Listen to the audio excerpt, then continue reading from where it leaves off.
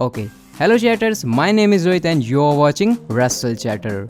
अब देखो हर हफ्ते मैं आपको बताता हूँ कि रॉ की व्यूअरशिप कितनी आई, स्मैकडाउन की व्यूअरशिप आई, क्या नंबर्स हैं, पहले से कैसी रही क्या नहीं रही। लेकिन आपका एक ही सवाल रहता है कि भाई ये भी तो बता दो कि इंडिया की व्यूअरशिप रॉ स्मैकडाउन की कितनी आती है। तो गाइस अगर आपका ये सवाल है तो आज वो इस वीडियो के अंदर जो है पूरा क्लियर हो जाने वाला है। बिग कैश गाइस वापस आ चुके हैं एक बहुत ही तगड़े फिजिक के साथ। रोमन रेंस वर्सेस एज के यूनिवर्सल चैंपियनशिप के जो पहले बैटिंग ऑड्स है वो रिलीज हो चुके हैं। और जब मैं आपको ये बताऊंगा ना कि जो बैटिंग ऑड्स है वो किसको फेवर कर रहे हैं तो डेफिनेटली आप लोग यहाँ पर सरप्राइज होने वाले हो। बात करने वाले हैं इस वीडियो में हम लोग कल होने वाली मंडे नाइट रॉ की। इनिशियली डब्ल्यूडब्ल्यूई का प्लान था 4 बंदों के साथ शील्ड को लाने का और वो चौथा बंदा कौन है वो मैं आपको बताऊंगा इस वीडियो के अंदर। तो बहुत सारी बातें गाइस, भर भर के मसाला है, बोरी भर के मैं आपके लिए अपडेट्स लेके आया हूं। तो आप लोग इस वीडियो से चिपक जाओ, वीडियो को लास्ट तक जरूर देखना। और शुरुआत गाइस सबसे पहले हम लोग कर लेते हैं बिग कैश के साथ। जैसे कि आपको पता है बिग कैश डब्ल्यूडब्ल्यूई के अंदर पहले काम किया करते थे, उसके बाद बहुत कुछ बवाल हुआ, बैकस्टेज बिहेवियर कैसा था, अजीब अजीब सी बातें, और उसके बाद इवेंचुअली डब्ल्यूडब्ल्यूई ने बिग कैश को रिलीज कर दिया था। उसके बाद भी इन्होंने कुछ इंडी शोज के अंदर काम किया। लेकिन गाइस 2019 से ये पूरी तरीके से प्रो रेसलिंग के सीन से गायब थे।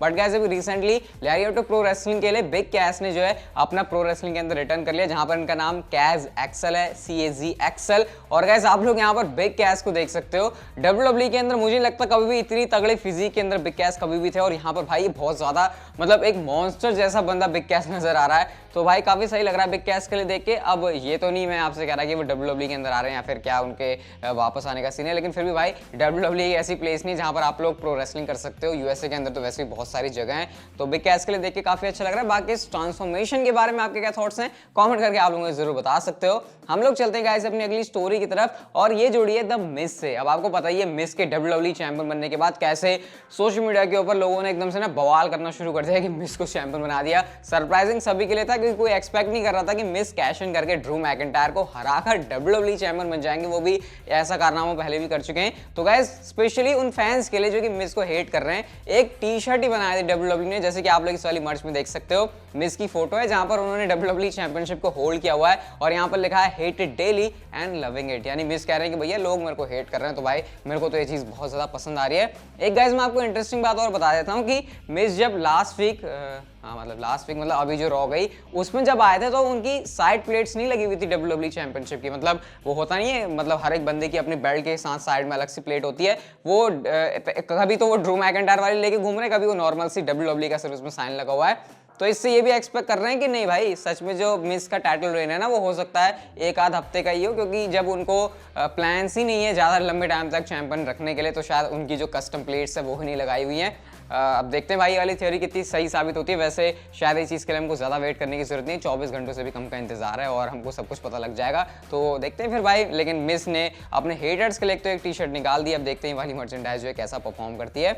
अगली स्टोरी की तरफ गाइस हम लोग चलते हैं। और जैसे मैंने वीडियो के स्टार्ट में नहीं कहा कि शील्ड 3 बंदों के साथ नहीं बल्कि 4 बंदों के साथ आने का प्लान था। और गाइस जो चौथा बंदा है उसी बंदे ने खुद इस बात को रिवील किया है, और वो बंदा कोई और नहीं बल्कि बिगी है। बिगी ने यहाँ पर ये बताया कि देखो 2012 के में ही मेरा डेब्यू हुआ था, 2012 में शील्ड का डेब्यू हुआ, और उस टाइम पर जो प्लान्स हैं वो उनके लिए बदल रहे थे कि अच्छा ऐसे कर सकते हैं ऐसे कर सकते हैं। लेकिन एक थॉट बैक स्टेज ये भी आया था कि शील्ड का जब डेब्यू होने वाला था तो उससे पहले ये कंसिडर कर रहे थे कि 3 बंदों की शील्ड नहीं होगी बल्कि Roman Reigns, dean Ambrose and Seth Rollins के साथ वहां पर बिगी भी होंगे। लेकिन इवेंचुअली जो डब्ल्यूडब्ल्यूई ने डिसाइड किया कि 3 बंदों के साथ ही जो है शील्ड लेकर जाता है, और उसके बाद जो है फिर बाद में जाकर हमको बिगी का डेब्यू देखने को मिलता है जब उन्होंने शायद जिगलर के साथ, एजे ली के साथ उनकी जो शुरुआत में स्टोरी लाइन हमको देखने को मिली थी।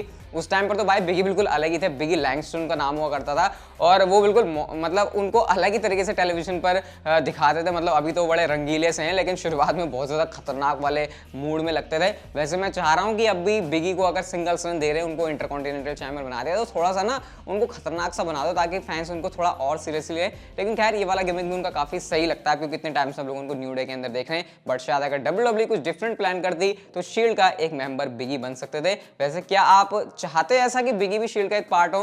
कमेंट करके आप लोग मुझे आज इस वीडियो के अंदर जरूर बताना। हम लोग चलते गाइस अपनी अगली स्टोरी की तरफ, और अगेन ये जुड़ी एक ट्रांसफॉर्मेशन से। अभी हमने बिग कैश के बारे में तो बात करी, लेकिन गाइस क्रिश्चियन भी एक ऐसा नाम है जिन्होंने बहुत तगड़ी ट्रांसफॉर्मेशन करी अपने रॉयल रंबल में रिटर्न के लिए। और आप लोग इस फोटो में देख सकते हो जो कि न्यूट्रिशन सॉल्यूशन की तरफ से आई है। और मतलब आप इस तरफ देखो जहां पर क्रिश्चियन की तगड़ी बॉडी नहीं है, फिर दूसरी तरफ देखो जहां पर वो एकदम रिप्ड हमको नजर आ रहे हैं। तो इस तरीके से क्रिश्चियन ने अपने आप को प्रिपेयर किया था अपने रॉयल रंबल के रिटर्न के लिए। मतलब वो खुद से इस भाई ये चीज आपको देखकर बता दे कि कैसे क्रिश्चियन अभी भी काफी पैशनेट है प्रो रेसलिंग को लेकर। वरना हो सकता था क्रिश्चियन ये करते कि भाई एक ही मैच तो लड़ना है, हो सकता है अगला मैच लड़ूं तो वो 3-4 महीने या 5-6 महीने के बाद हो, तो भाई ऐसे ही निकल के आ जाता हूँ। लेकिन क्रिश्चियन ने भाई यहाँ पर काफी अपनी बॉडी के ऊपर काम किया और आप लोग क्लियरली देख सकते हो कितना तगड़ा हमको दोनों फोटोज के अंदर जो डिफरेंस है वो देखने को मिल रहा है। वैसे अगर आप मेरे से ये पूछ रहे हो कि क्रिश्चियन क्या दोबारा से लड़ने वाले रॉयल रंबल के बाद भी, तो सीन ये है कि डेफिनेटली क्रिश्चियन ने खुद ही अपने मुंह से कहा कि नहीं भैया सिर्फ रॉयल रंबल तक मेरी जर्नी नहीं होने वाली, अभी वो आगे भी कुछ करने वाले हैं। और मुझे ऐसा लग रहा है कि शायद वो एज के साथ आने वाले टाइम में टीम बना सकते हैं, फिर हो सकता है उनके अगेंस्ट भी फूड करें। तो देखते हैं क्रिश्चियन के लिए डाउन द लाइन क्या होता है। बट डेफिनेटली अगर ऐसा पैशन है बंदे के अंदर तो वो अभी भी WWE के अंदर बहुत कुछ कमाल कर सकता है। नेक्स्ट स्टोरी की तरफ गाइस हम लोग चलते हैं। और मर्फी के बारे में आप लोग मेरे से बहुत पूछ रहे थे कि मर्फी कहाँ गायब हो गए। मतलब अलिया के साथ उनकी स्टोरी लाइन तो देखे हमको जगा दिया WWE ने, लेकिन अब मर्फी गायब हो गए और सेथ रॉलिंस के साथ स्टोरी लाइन थी वो भी खत्म हो गई। डोमिनिक और रे मिस्टेरियो अपना अलग ही चल रहे हैं। तो मैंने आपको वैसे इससे पहले ही बता दिया था कि जो मर्फी हैं उनके लिए प्लान्स ही नहीं है और इसी वजह से वो टेलीविजन के ऊपर आ नहीं रहे। मतलब WWE के पास कोई उनके लिए चीजें नहीं है करने के लिए, तो इसलिए उन्होंने टेलीविजन से ऑफ रखा हुआ है। बट अभी रिसेंटली थिंग्स ऐसा लग रहा है कि चेंज हो रही हैं जब मर्फी ने ट्विटर के ऊपर ये वाली फोटो डाली है जहां पर वो सेथ रॉलिंस के साथ हैं। मतलब ये रॉ से एक फोटो है जहां पर सेथ रॉलिंस जब मर्फी को अपनी टीम में शामिल कर रहे थे उस टाइम के आसपास की है। और सिंपली इस फोटो को डाला है मर्फी ने, लिखा कहा उन्होंने यहाँ पर कुछ भी नहीं है। तो शायद यहाँ पर इससे मर्फी ये टीज कर रहे हैं कि उनका स्टिल जो अनफिनिश्ड बिजनेस है वो हो सकता है सेथ रॉलिंस के साथ। अब मैं ये तो नहीं कह रहा कि मैं फिर से ऐसे देखना चाहूंगा कि सेथ रॉलिंस और मर्फी जो है आपस में भिड़ने लग जाएं, क्योंकि ये चीजें जो है रिपीट जैसी करने वाली हो जाएंगी। बट स्टिल यहाँ पर कुछ सीन मतलब ऐसा बन सकता है देखकर लग रहा है, क्योंकि अब उन्होंने फोटो को पोस्ट किया तो भाई दिमाग में तो कुछ थॉट आया होगा। इस पर रिस्पॉन्स भी काफी आ रहा है लोगों का, तो देखते हैं शायद WWE कुछ करने वाली मर्फी के साथ। और अगर वो होता है तो शायद वो बहुत जल्दी आपको टेलीविजन के ऊपर स्मैकडाउन के ऊपर देखने को भी मिल जाएगा। नेक्स्ट स्टोरी की तरफ गाइस हम लोग चलते हैं और ये जुड़ी है कल होने वाली मंडे नाइट रॉ के एपिसोड से। और कल की रॉ के एपिसोड में आपको पता है मिज वर्सेस बॉबी लैशली के बीच होने वाला है WWE चैंपियनशिप के लिए मैच। और इस मैच में सबकी निगाहें हैं क्योंकि यहाँ पर बहुत बड़ा टाइटल चेंज भी WWE कर सकती है बॉबी लैशली को चैंपियन बनाकर।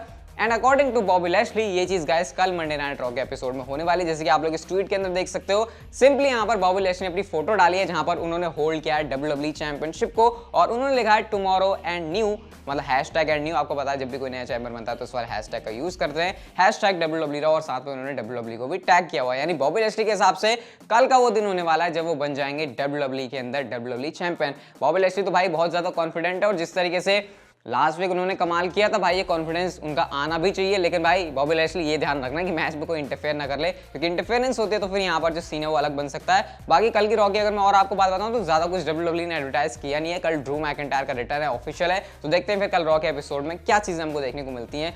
और अगर कुछ बड़ी चीज हो जाए, कुछ बड़ा धमाका हो जाए तो भाई हमको भी आगे के जो रॉ के एपिसोड्स हैं या फिर जो फास्टलिंग पेपर व्यू है उसके लिए भी काफी इंटरेस्ट आ सकता है। और बाद में तो रेसलमेनिया है ही। अगली स्टोरी की तरफ गाइस हम लोग चलते हैं और जैसे मैंने आपको कहा रोमन रेंस वर्सेस एज के यूनिवर्सल चैंपियनशिप के मैच के जो कि रेसलमेनिया 37 के मेन इवेंट के अंदर होने वाला है, बहुत लंबा नहीं हो गया है। तो इस मैच के जो बैटिंग ऑड्स है वो रिलीज हो चुके हैं।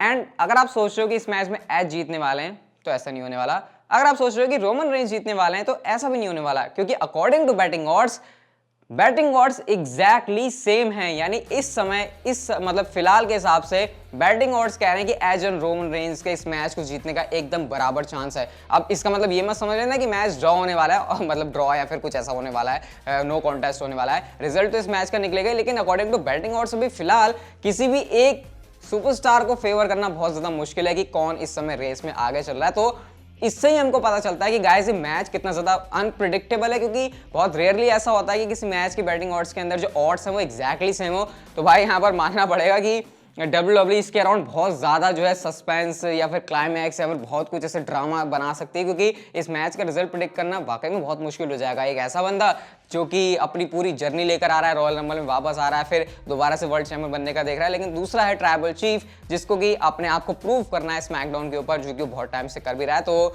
भाई बड़ा इंटरेस्टिंग होने वाला है सीन। और रेसलमेनिया 37 में इस मैच का अब ज्यादा इंतजार हो नहीं रहा है। लेकिन गाइस हम लोग चलते हैं हमारे नेक्स्ट एंड फाइनल स्टोरी तरफ। जैसे मैंने वीडियो की स्टार्ट में ही कहा कि कितनी व्यूअरशिप आती है रॉ और स्मैकडाउन की इंडिया से, वो हो चुकी है रिवील। और गाइस लूचा लिब्रे ऑनलाइन की तरफ से एक रिपोर्ट आती है जहां पर उन्होंने ये कहा कि जनवरी के मंथ में 2021 में इंडिया में जो एवरेज व्यूअरशिप आई है रॉ की वो यूनाइटेड स्टेट्स में जितनी आती है उसकी डबल है। और गाइस ये है 4 मिलियन। एक चीज आप लोग नोट करना, 4 मिलियन व्यूअरशिप आ रही है सुबह के टाइम जब यहाँ पर होती है मंडे नाइट रॉ। और अगर इस एवरेज व्यूअरशिप का मतलब ये है कि लाइव लोग कितने देख रहे हैं, तो डेफिनेटली यहाँ पर ये अमाउंट जो है पूरा डबल है। बाकी स्मैकडाउन की बात करें तो मेरे को लग रहा था कि स्मैकडाउन की शायद ज्यादा होगी, लेकिन जनवरी मंथ में जो एवरेज व्यूअरशिप आई है स्मैकडाउन की इंडिया से वो है 3 मिलियन। और बात करते हैं एनएक्सटी के शो की, तो गाइस इसकी भी जो व्यूअरशिप है वो 1 मिलियन है। और यूनाइटेड स्टेट्स के अंदर ऐसा हो पाना तो एक तरीके से इम्पॉसिबल ही होता है। तो ये कुछ नंबर्स हैं। अभी मैंने आपको पहले सुपरस्टार स्पेक्टेकल की भी बताई थी जो कि 20 मिलियन थी, और वो तब थी क्योंकि जो शो है उसको बहुत ज्यादा हाइप किया था। उसका टाइम अलग था, उसका टाइम था रात में, लेकिन आपको पता है जो लाइव शोज होते हैं यहाँ पर WWE की प्रोग्रामिंग के वो सुबह होते हैं, तो ऑब्वियसली जो देखने वाले बंदे भी होते हैं वो सुबह सुबह भाई 5:30 या 6:30 बजे उठ के अपनी नींद तो तोड़ते नहीं है। बट स्टिल यहाँ पर जो नंबर्स है वो काफी ज्यादा है। तो भाई ये पूरा सीन है। अब मैंने आपको बता दिया, आप पूछते रहते रहो स्मैकडाउन की कितनी व्यूअरशिप आती है, तो भाई फाइनली कुछ ऐसी चीज मेरे को पता लगी तो मेरे को लगा आपके साथ शेयर करनी चाहिए। बाकी इस व्यूअरशिप के बारे में क्या आपको लगता है ये ज्यादा है या फिर कम है, कमेंट करके आप लोगों को जरूर बताओ। मेरे ख्याल से तो भाई सुबह शो आता है और अगर ये लाइव नंबर्स को गिने तो भाई स्टिल ये बहुत ज्यादा है। वीडियो अगर आपको अच्छी लगी है तो प्लीज इसको लाइक कर दो और चैनल को कर लो सब्सक्राइब, नोटिफिकेशन बेल को ऑन, क्योंकि इस चैनल के ऊपर आपको प्रो रेसलिंग से जुड़ी ऐसी इंटरेस्टिंग वीडियो देखने को मिलती रहती है। So see you guys in my next video.